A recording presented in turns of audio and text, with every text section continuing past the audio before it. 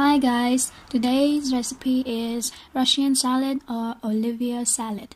I've done quite a bit of research and I found that this salad includes a few boiled veggies, a choice of meat, boiled eggs and a choice of pickle, mixed in mayonnaise with salt and pepper.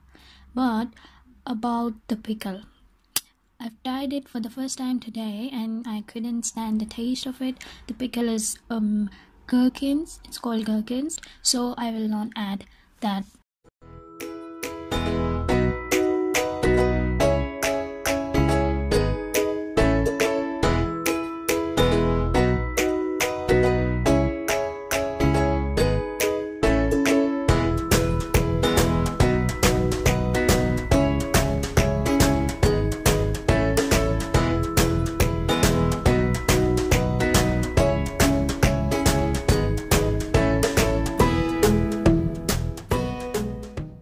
I have tasted it, but I think it needs a little more pepper for me.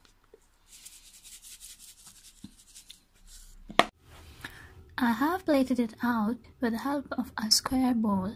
So this was my version of Russian salad. Hope you enjoy it.